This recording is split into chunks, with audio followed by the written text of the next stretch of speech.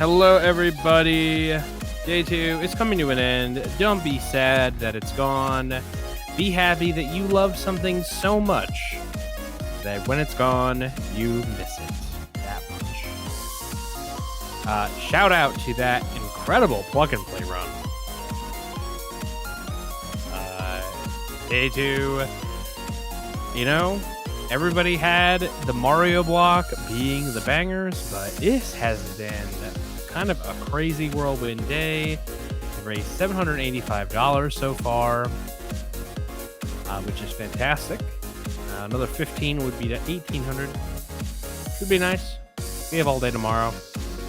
We have lots of cool stuff tomorrow. I'm running tomorrow. Cece's running tomorrow. You're getting both of the old washed up runners doing their shit. So listen, I don't want to keep you guys up too much longer. We are going to take that last pause for the cause. We're going to hear from one final friend, and we're going to hear one last time from Save the Children. When we come back, we'll be live with, gotta read this one off the sheet, folks, and I'm sorry, Splatterhouse, Wanpaku, Grafitti. We'll be right back.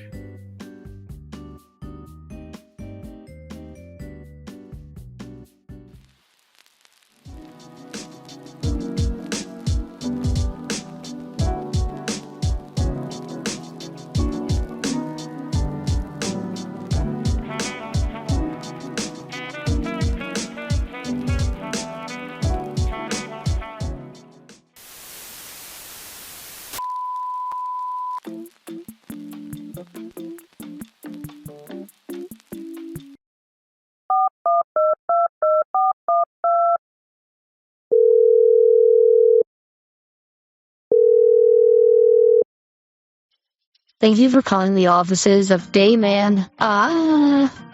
Please listen closely as our menu options have recently changed. For a directory of services, press 0 or choose from one of the following menu options. For Third Strike, press 1. For Street Fighter 6, press 2. For Star Wars Rogue Squadron 2, press 3. For Super Mario RPG randomizers, please press 4. For Extreme G or XGRA content, please press 5. For all other options, please press 0 or stay on the line and someone from our staff will be with you shortly.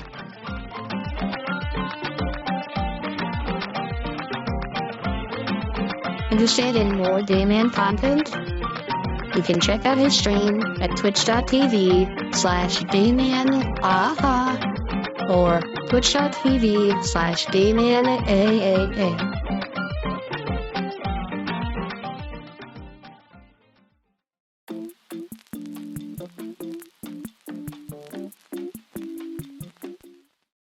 I was in shock when I took this photo. I've been to a lot of war zones and disasters, but I've never been in a situation where as far as the eye can see, every building is rubble.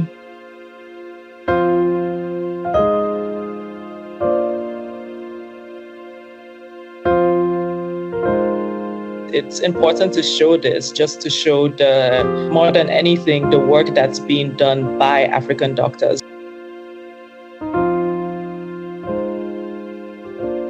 Often as photographers, we bring our own thinking and ideas about what we want to capture, but especially with children, their unique personalities. And I think by giving them tools to create their own art, I think we can actually learn a lot more about them and who they are, and that they can show and say something to the world.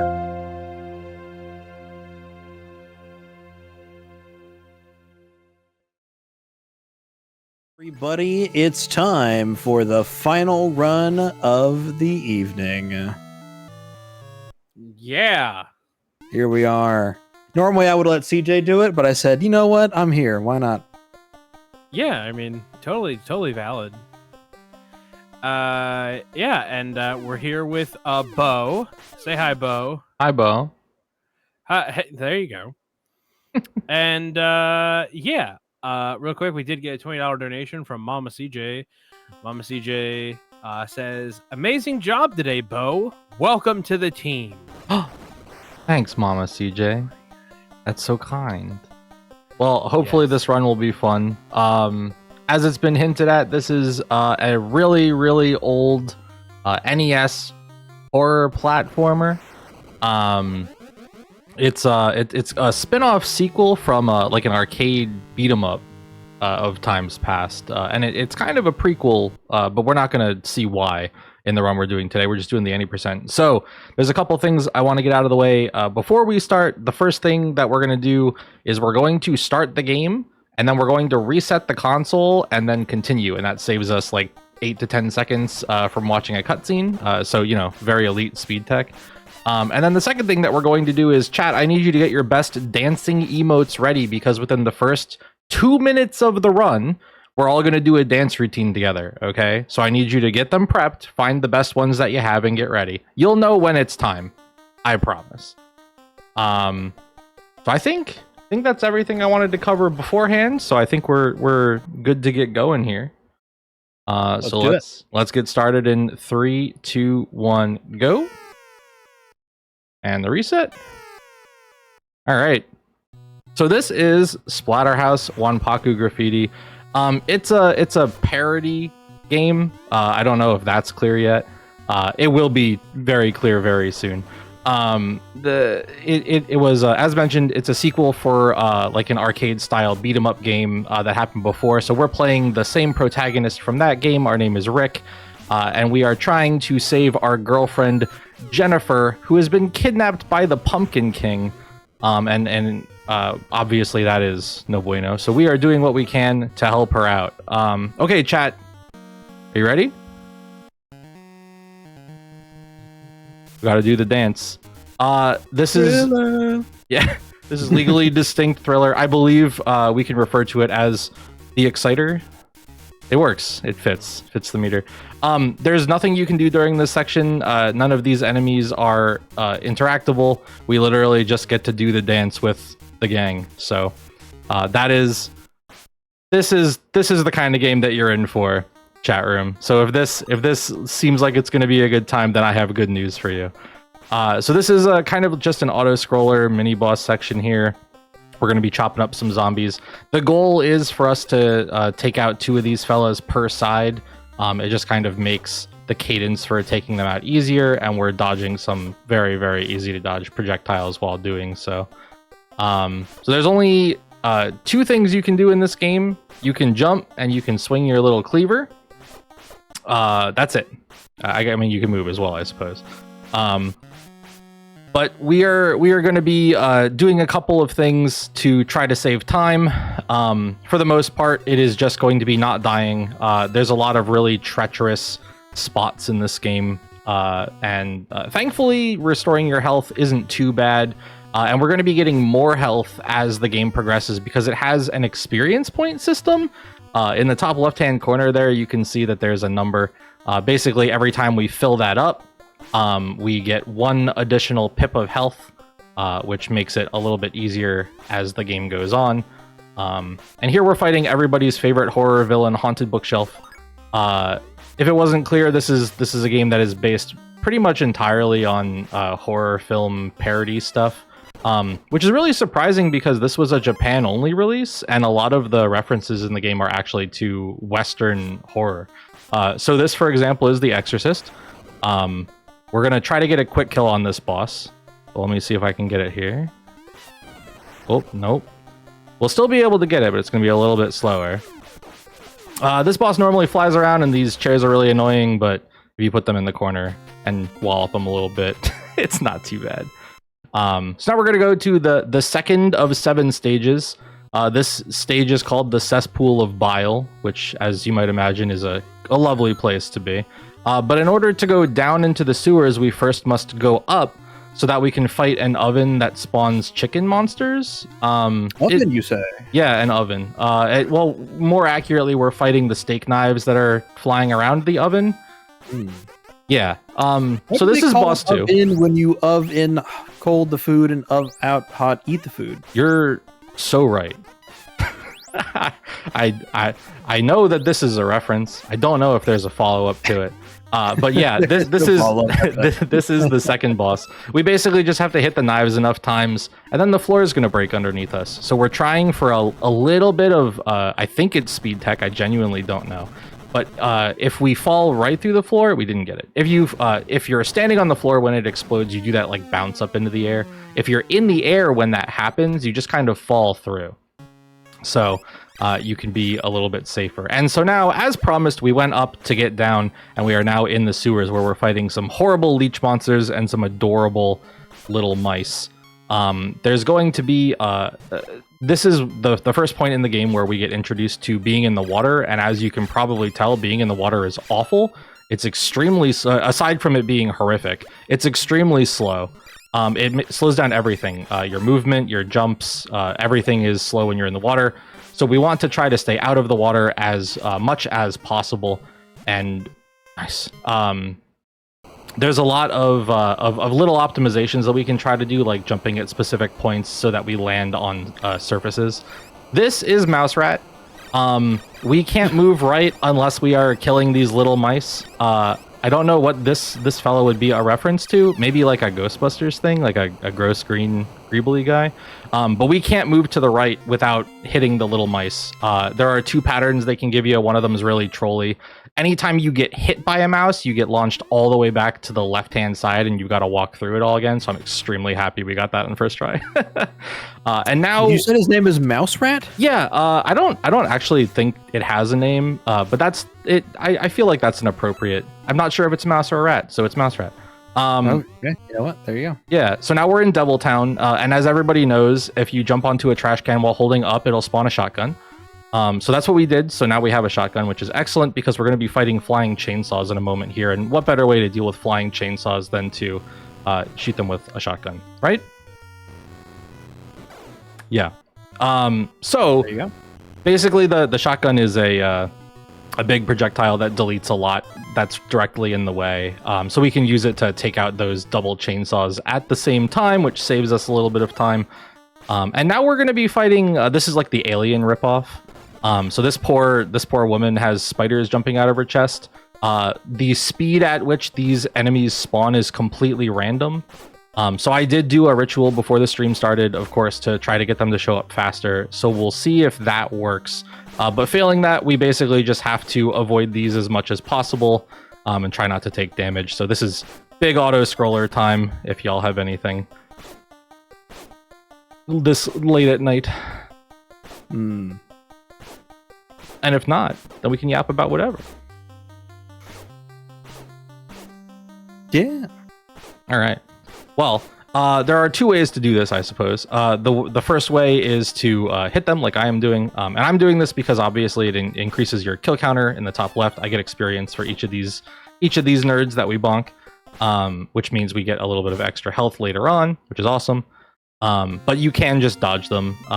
This is one of this section is one of the big time savers, and it's completely random. We have not yet been able to find a way to determine when it's going to be fast or when it's going to be slow.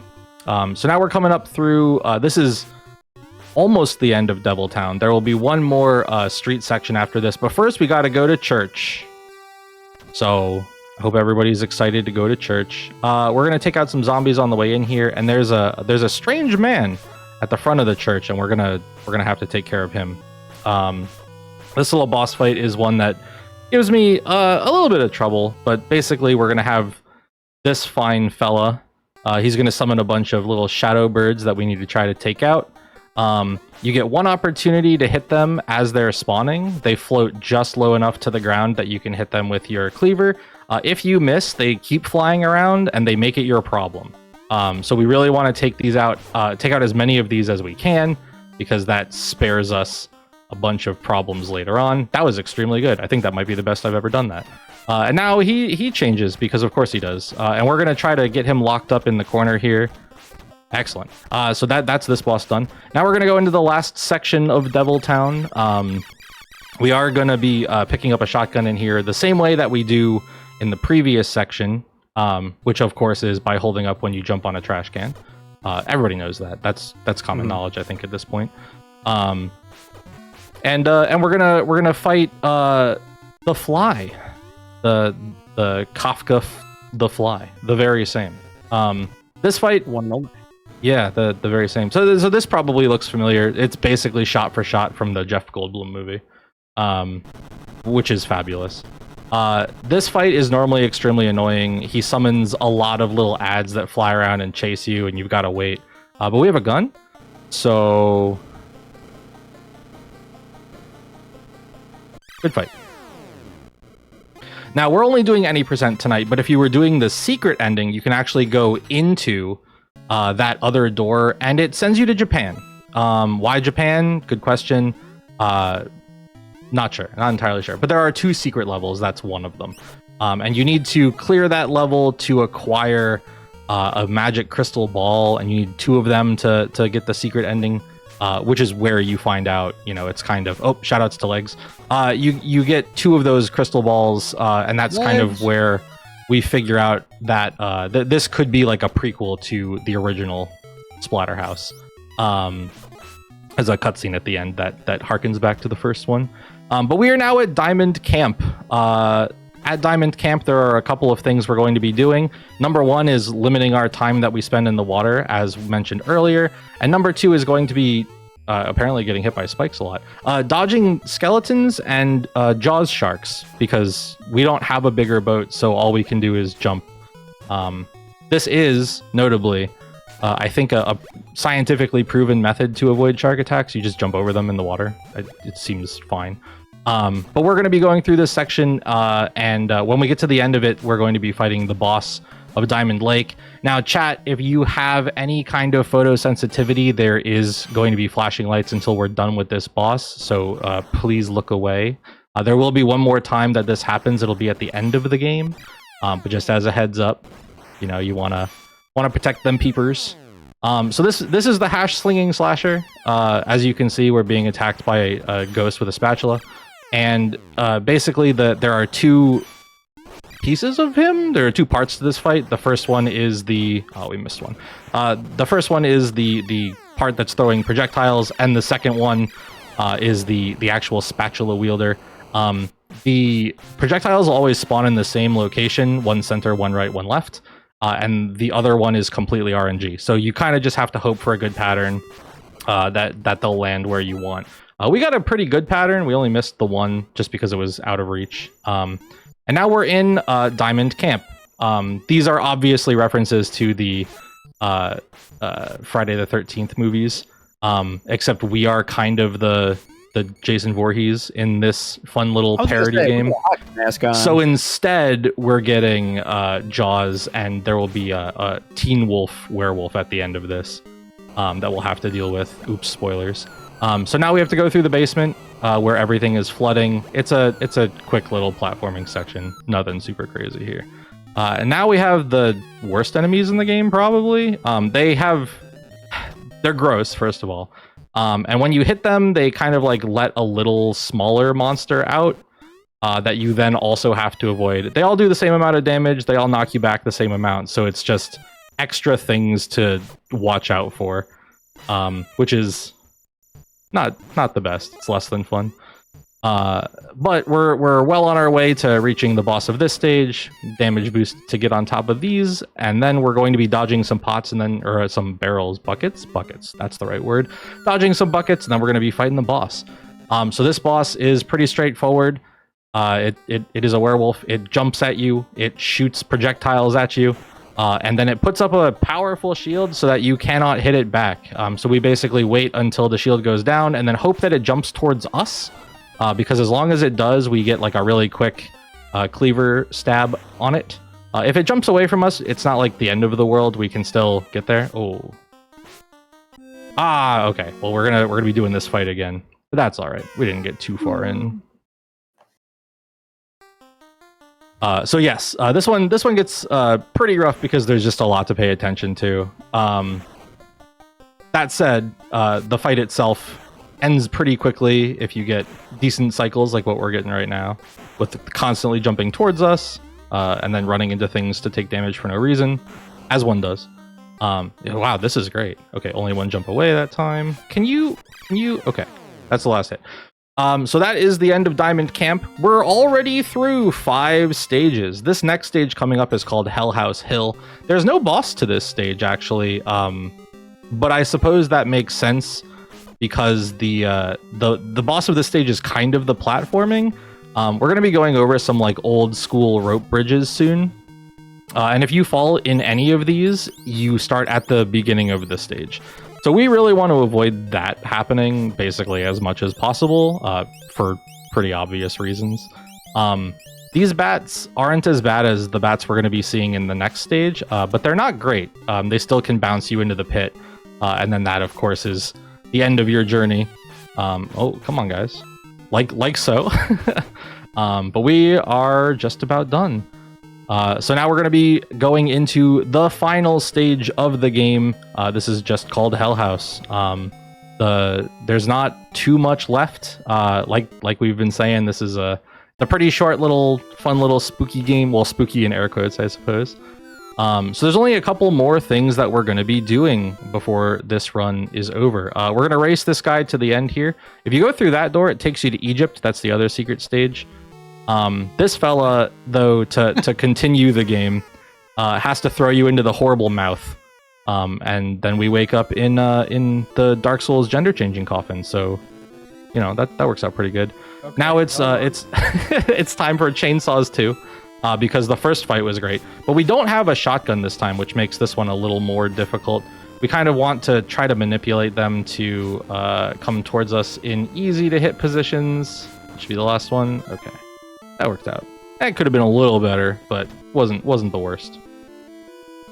Oh yeah, you remember the fly? They exist now. They're just an enemy.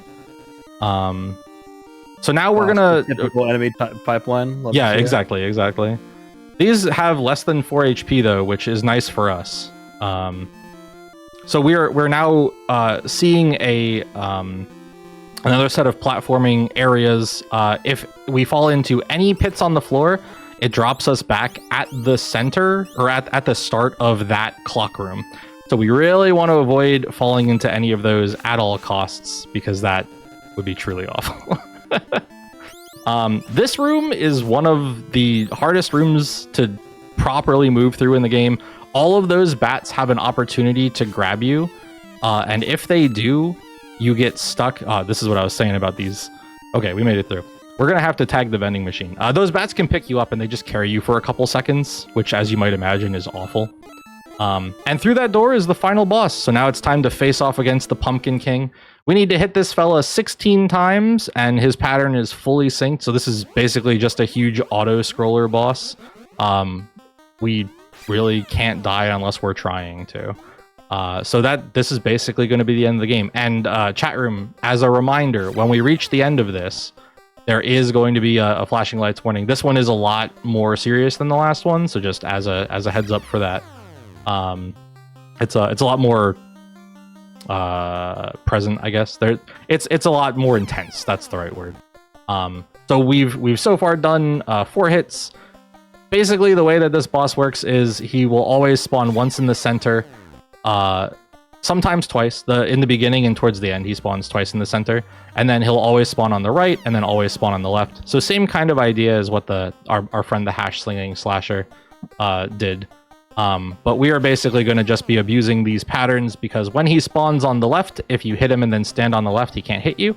And when he spawns on the right, if you hit him and then stand on the right, he can't hit you. So only the center ones can really take angles with their DVD screensaver attack to mess with you that way. So, like, for example, this guy spawned on the right, can't really do anything. Can't mess with us like that. So now we're, what, 10 hits in, I think? So we were going to have, there's now going to be 2 center spawns again, and then it's going to be 1 on the right and 1 on the left. And then we're going to do 1 more in the middle and 1 more on the right, and then that is going to be the end of the game. Well, it's not going to be time just yet, because we don't technically lose control of Rick until about 17 seconds after we hit the guy the last time, for inscrutable reasons. But we are coming up on it, so we'll go ahead and get ready for that. And then chat, get ready to close your eyes. Oh, please. All right, we got you. Okay, so there'll be one more hit, and then I'm just going to stand in the corner and mash. And then as soon as I stop swinging, that will be time.